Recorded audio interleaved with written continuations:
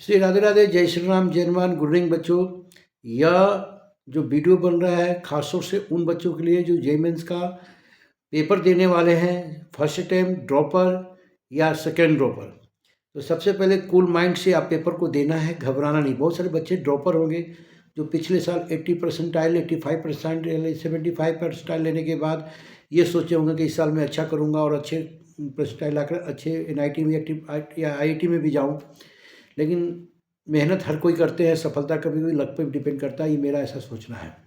तो मैं ऋषिकेश कुमार, भूतपूर्व सैनिक, सिस्टी कैरियर काउंसलिंग ऑन कॉल और सोल्यूशन बच्चों को अपने चैनल के माध्यम से ये बताना चाहता हूँ कि कभी कभी जो होता है उसे एक्सेप्ट भी करना पड़ता है, और जो होता है सो अच्छे के लिए होता है। आप अपने से बेस्ट जरूर दें, लेकिन ये भी सच्चाई है कि कंपटीशन टफ है। मात्र आपको सीटें लगभग 18,000 आईआईटी के अंदर में है, तो सारे बच्चे तो आईआईटी में आएंगे नहीं, सारे बच्चे एनआईटी में नहीं आएंगे, सारे बच्चे ट्रिपल आईटी में नहीं आएंगे, सारे बच्चे जेएफटी में नहीं आएंगे। 50 से 60,000 सीटें हैं जोसा काउंसलिंग के अंदर में, और बच्चे लगभग 15 लाख हैं। तो फिर आप अपने से अच्छे से दो। कुछ दिन रह गए, लगभग 30 दिन रह गए। इस 30 दिन में आप क्या पढ़े, क्यों, क्या पढ़ना है और कैसे पढ़ना है, इस पर मैं आपको चर्चा कर रहा हूँ। कुछ अपना जो सुझाव है, अपना जो पॉइंट है बच्चों, मैं आपको बता रहा हूँ। क्योंकि एज फॉर मोटिवेशनल स्पीकर मैं आपको हमेशा वो बताने की कोशिश करता हूँ जो बाजार से हट करके है। मैं बहुत सारे कोचिंगों का टैगलाइन है कि मैं ही रैंक 1 देता हूँ, मैं ही रैंक 10 देता हूँ। मुझे तो ये नहीं समझ पाया कि इंडिया के अंदर में इतने सारे इंटरनेशनल लेवल पर कोचिंग ब्रांडेड हो चुके हैं। आपको पता ही है, चैनल में उनका नाम लेना चाहूँगा, नहीं तो उनका ऐसे ही और ग्रो हो जाएगा। कुछ तो कोचिंग ने अपने आईपीओ भी लेके आ गए, आपको पता ही है। तो कुछ आईपीओ लाने वाले थे, लाने में सक्सेस नहीं हो पाए हैं। तो कोचिंग का गोरख धंधा पर कल ही मैं एक वीडियो देखा हूँ बच्चों की। क्लैट की टॉपर कहीं और से पढ़ी, कोचिंग ने किसी और कोचिंग ने बोला कि भैया ये तो मेरा कैंडिडेट था।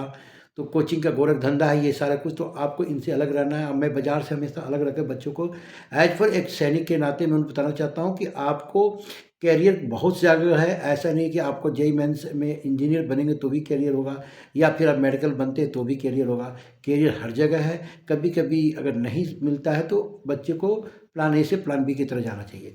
तो विशेष अगर आपको ऐसा कैरियर को लेकर कोई डाउट है तो आप मुझसे संपर्क करके कैरियर पर विशेष चर्चा करके आप अपने कैरियर को लेकर, जब आप अपनी समस्या को मुझे बताएंगे, भैया मैं ड्रॉपर हूँ, मैं मैथ से हूँ, या फिर मैं बायो से हूँ, मैं ड्रॉप ले रहा हूँ, दो ड्रॉप ले चुका हूँ, मेरी घर की हालत ऐसी है, स्थिति ऐसा है, इस सिचुएशन में सर मैं क्या करूँ, तो मैं एक आपको अपना सजेशन दूंगा जो कि क्लीन दूंगा, एकदम नीट एंड क्लीन इसको बोलते हैं, एकदम साफ और सुथरा। और इसमें कोई मार्केट का चाल नहीं होगा। बाकी कोचिंग जो बोलते हैं ना कि आ जाओ मेरे पास, मैं सफलता दिला दूंगा, तो मैं तो ये नहीं बोलूँगा, लेकिन जो बताऊँगा शायद आपको इंडिया में कोई नहीं बताएगा एज फॉर काउंसलर। तो अभी मैं कुछ पॉइंट बता रहा हूँ जेईई मेंस वाले बच्चों के लिए जिनका एग्ज़ाम है जनवरी में, और काफ़ी कम समय रह गया उनके लिए, और वो लगे हैं अपने से बेस्ट देने के लिए कोशिश करना है। लेकिन उसमें सबसे पहला पॉइंट है, आपको आज मैं जब वीडियो बनाने जा रहा हूँ वो आज 22 तारीख लगभग है, तो आपको पता है इस महीने के 9 दिन, उधर 21 दिन, मैं आपके पास 30 दिन है। 30 दिन के अंदर आप कैसे प्लानिंग कर सकते हैं जेईई मेंस में अच्छे परसेंटाइल लाने के लिए। एक तो सबसे पहले आप सीरियस होना है कि भैया टाइम बहुत कम हो गया, तो आपको कम से कम 9 से 10 घंटा पढ़ना है।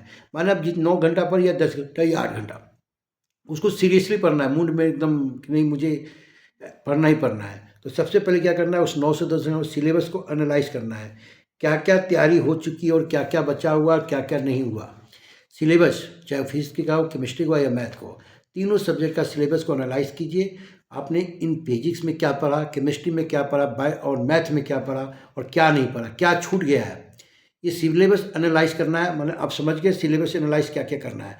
फिजिक्स में हमने कौन सा चैप्टर को पढ़ा है, कौन सा चैप्टर रह गया, कौन सा चैप्टर मेरा अधूरा है, जो एनालाइज करना है। जो कमी आएगा उसको नोट करें, फिर उस कमी को एक टाइम बैंडेड के अंदर में कि भैया मैं फिजिक्स को, और इस जो मैं नोट किया हूँ कि ये मैं चैप्टर कंप्लीट है और ये चैप्टर कंप्लीट नहीं है। उसके अलावा ये चैप्टर में मैं कंप्लीट तो किया हूँ लेकिन 50% किया हूँ, उसको और 30% करना है। ये आपको अपना टाइम के अनुसार करना है। हर बच्चे का अपना अपना टाइम होता है। कोई बच्चे 8 घंटा में पढ़ता है, उसको समझ में आता है, कोई बच्चा 10 घंटा भी पढ़ेगा नहीं समझ में आएगा। तो मैं तो यही बोलूँगा कि आप सिलेबस को एनालाइज कीजिए। मैंने मेरा जो पॉइंट है सिलेबस एनालाइज तीनों सब्जेक्ट का, फिजिक्स केमिस्ट्री मैथ का, उसमें आप कमी ढूंढिए, किसका क्या रह गया और किसका क्या करना है और क्या किसका पूरा हो चुका है। जो पूरा हो चुका है आप उसको थोड़ा सा साइड कीजिए, जो नहीं हुआ है उसको करने की कोशिश कीजिए, एकदम नहीं हुआ उसमें थोड़ा सा पुशअप कीजिए। तो सिलेबस एनालाइज कीजिए। इसके बाद फिक्स सीटिंग ब्लॉक, ये बहुत मायने रखता है। फिक्स सीटिंग ब्लॉक क्या है? जैसे कि एग्ज़ाम के माहौल को आप अपने अंदर क्रिएटिव करना है, तो टाइम कम है। अब मान लें कि एग्ज़ाम का पेपर आपको पता है बच्चों की 9 से 12 और 3 से 6 होता है, 2 सीटिंग में पेपर होता है। तो आपको एग्ज़ाम के माहौल में ढल जाना है। कैसे? जैसे एग्ज़ाम सेंटर आपके घर से अगर 40 किलोमीटर दूर है, तो आपको 9 बजे एग्ज़ाम है, तो सेंटर पर कम से कम आपको 8 बजे पहुंचना पड़ेगा। तो घर में आप 6 बजे उठोगे या 5:30 बजे उठोगे। मेरी बात को ध्यान सुनना।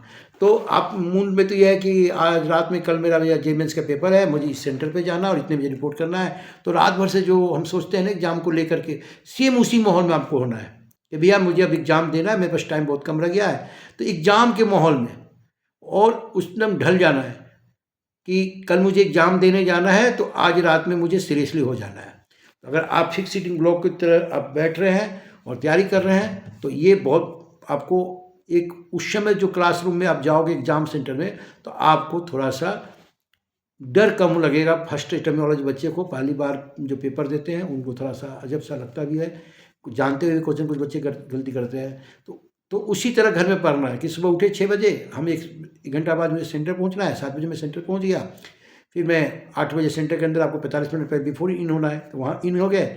अब 9 से 12 आप बैठने के लिए पढ़ जाओ। मेरे कहने का मतलब ये है कि मेरी फर्स्ट सीटिंग में पेपर है, मैं 9 से 12 को बैठ गया, मैं पढ़ रहा हूँ। तो 9 से 12 में बैठकर आप आराम से तैयारी कीजिए। जिन बच्चों का 3 से 6 है, तो वो फिर कुछ ब्रेक लेकर वो ये सोचे कि मेरा सेकेंड सीटिंग में पेपर है, तो 3 से 6 में रिवीजन करें, पेपर को बनाए। और इसी तरह जैसे फिजिक्स केमिस्ट्री मैथ है, फिजिक्स केमिस्ट्री मैथ जो पेपर है उसके अनुसार ही जो 75 ईच क्वेश्चन है, 75 क्वेश्चन ईच जो है उसके अनुसार से सोल्व करना है। उसमें भी आपको 3 भागों में क्वेश्चनों को बांटना है, जो ईजी है, दूसरा मीडियम है और डिफिकल्ट है। मैंने भी एक वीडियो में पहले बता चुका हूँ। तो जो ईजी है उसको एक तरफ कर लीजिए, जो मीडियम है उसको एक तरफ, डिफिकल्ट को पहले कर दीजिए, हटा दीजिए। उसके बाद कभी भी मैथ को थोड़ा लास्ट में लीजिएगा और केमिस्ट्री फिजिक्स को पहले सोल्व करने की कोशिश कीजिए। मैथ में थोड़ा फार्मूला बना रहता है तो थोड़ा टाइम ज़्यादा लगता है, तो टाइम डिवाइड कर लेना है। ओके।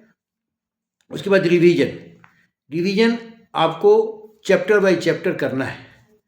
जब आप ये एग्जाम के माहौल में ढल कर घर में पढ़ाई करेंगे तो आपको कमियां मालूम चल जाएगा। 3 घंटा का जब पेपर देंगे ना, तो मुझे मालूम चल जाएगा कि मैंने फिजिक्स में ये कमी किया और केमिस्ट्री में किया, मैथ किया। उस कमी को आप रिवीजन में पूरा करें। रिवीजन जो एग्ज़ाम हॉल से निकले, यानी घर में 9 से 12 पेपर दिया हूँ, बैठकर 3 घंटा एक टेबल के ऊपर में, उसमें मैंने क्या कमी किया वो मुझे मालूम चल गया। उस कमी को मैं रिवीजन करके और एक्टिव रिवीजन करना है, तेज, क्योंकि समय बहुत कम है ना। तो वो जो गलतियाँ शॉर्ट लिस्ट में आपको मालूम चल जाएगा और आप उसको रिवीजन कर लीजिएगा। चौथा है, ये भी है टेस्ट ऑफ माइंड रेट, जिसको मॉक टेस्ट बोलते हैं। मॉक टेस्ट कोई जरूरी नहीं किसी कोचिंग से आप खरीदें, किसी का ऑनलाइन बहुत सारे कोचिंग आ चुके हैं जो कि मॉक टेस्ट करवा रही है। अब मॉक टेस्ट का मतलब है PYQ जो आपको जो पिछला पेपर भी पिछले साल का है, आप उसको लेकर ऑफलाइन में घर में दें। मॉक टेस्ट देने से आपको ये फ़ायदा होगा कि आपको लर्निंग बढ़ेगी, पढ़ने की आदतें बढ़ जाएगी और जो कमियां हैं वो उजागर हो जाएगी मॉक टेस्ट में पूर्ण रूप से। जो यहाँ पर आप घर में ट्रेजेडी बना के पढ़ रहे थे एग्जाम माहौल जैसा, तो वो मॉक टेस्ट में कमी आपको नजर आएगी कि मेरी ये कमियां रह गई थी जिसके कारण ऐसा हो रहा है। तो मॉक टेस्ट में माइंडरिटी 100% मॉक टेस्ट दे, वीकली देना है, डेली नहीं देना है। ये भी याद रखें, संडे टू संडे मेरा सोचना है। आप एक्स्ट्रा भी दे सकते हैं, मैं ही नहीं बोल रहा, लेकिन मॉक टेस्ट देना है और वीकली दें, 3 घंटा दें, दोपहर के बाद एक सेट दे सकते हैं, 1 या 2 सेट मॉक टेस्ट देते रहे। और इसके बाद जो सबसे इम्पोर्टेंट पॉइंट है बच्चों आपको, वो है कि अपने आप पर भरोसा। अपने आप पर भरोसा आपको हमेशा रखना है कि हम सबसे बेस्ट है, मेरे से बेस्ट कोई नहीं। मैं रियली बता रहा हूँ। और सफलता मिलेगा, 100% मिलेगा, खुद पे भरोसा रख करके। क्योंकि अब पढ़ने के टाइम नहीं है, 30 दिन बच गए हैं। तो अब जो है ना एकदम प्लान करना है, एग्जाम को माहौल को बना के क्रिएटिव करके माइंड को सेट करके, मेरे पास टाइम एकदम कम लगे 30 दिन में, तब जेईई मेंस या जेईई एडवांस में क्रैक करना। सारे बच्चे में क्वालिटी है, लेकिन इतना टफ कंपटीशन है, इतना ज़्यादा कंपटीशन है, भारत सरकार पर सीटें नहीं है, कोई चाह कर भी सारे बच्चों को IIT में दाखिला नहीं दे सकते हैं कि सीटें लिमिट है। जनसंख्या पॉपुलेशन देख ही रहे हैं, तो बच्चे का संख्या ज़्यादा है। उन बच्चों में से कुछ हज़ार तो आते हैं तो क्या जो बच्चे को आईआईटी में नहीं मिलता है सेक्शन, क्या बच्चा कुछ नहीं करता? बहुत सारे विदाउट आईआईटी देश में बड़े बड़े कुर्सी पद पर गवर्नमेंट सेक्टर में, प्राइवेट सेक्टर पे है। तो घबराना नहीं, कहने मतलब खुद पे भरोसा होगा आपको। जेईई मेंस का पेपर दे, और ये जो तरीका मैंने जो कुछ दिनों में सोच रहा था, मैं बनाया हूँ शिक्षक career counselling on call association, कि इसमें सबसे इम्पॉर्टेंट जो है मॉक टेस्ट करना है, एग्ज़ाम माहौल की तरह खुद को क्रिएटिव करना है। आज से ही लग जाएगा, कल सुबह मुझे एग्ज़ाम देना है 9 से 12, तो आज रात में क्या क्या करूँगा, अभी से माइंड को सेट हो जाएगा वो। फिर क्या कि एग्ज़ाम हॉल के अंदर आपको थोड़ा डिफ़िकल्ट नहीं होगा उस चीज़ में। पहुँच करके जब बैठोगे टेबल पर, सेंटर पर, तो तुम आप खुद स्मॉल क्रिएटिव करके रखो घर में। अब घर में टेबल पर बैठ के एग्जाम दिए हैं कि भैया मैं सुबह रात में सोचा सुबह मुझे पेपर देना है, तो मैं सुबह 6 बजे उठ गया, फिर मैं जो अपना करने के बाद मैं घर से 7 बजे निकल गया, 8 बजे एग्जाम सेंटर पहुंचा, रिपोर्टिंग किया, फिर मैं अपने टेबल बैठ गया। तो उस तरह टेबल बैठ के आप घर पे खुद एग्जाम हॉल को बना के क्रिएटिव रखेंगे माइंड को सेट को, तो एग्जाम हॉल में आपको डर नहीं लगेगा। और सबसे प्लस पॉइंट ये है कि एग्जाम हॉल के अंदर ये ध्यान रखना कि ईजी, मीडियम और डिफिकल्ट 3 भागों में क्वेश्चन को बांटना है। आपको जो सबसे पहले आएगा उसको सबसे पहले सॉल्व करें, उसके बाद जो डिफ़िकल्ट है उसको साइड में रखें। और ध्यान ये देना है विदाउट टेंशन, एग्ज़ाम के अंदर में कोई टेंशन नहीं कि क्या होगा, अरे जो होगा सो अच्छा ही होगा, मेरा होगा 100% होगा। रही भाई काउंसलिंग को लेकर, शिक्षक career counselling on call association, मैं बोलता हूँ जेईई मेंस में कोई भी रैंक होगा, आप हमारे पास आएंगे 100% गवर्नमेंट सीट दिलाऊंगा, चाहे वो स्टेट गवर्नमेंट कॉलेज हो गया या फिर सेंट्रल गवर्नमेंट कॉलेज हो गया है, या फिर जो सा पार्टिसिपेट जो कॉलेज है।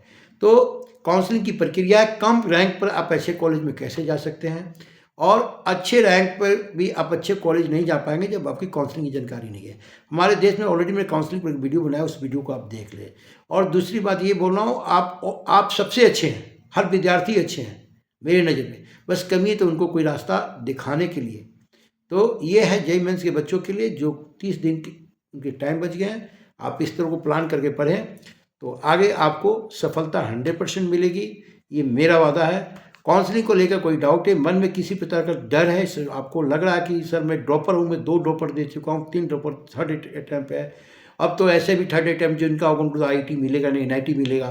तो वह बच्चे को मैं समझ में नहीं पाता हूँ कि भैया उनको पता है कि 2 अटैम्प्ट के मुझे आईआईटी नहीं मिलेगा, तो 99 लेने के बाद, 96 लेने के बाद थर्ड ड्रॉप लेते कि शायद मैं अच्छे एनआईटी में जाऊँगा।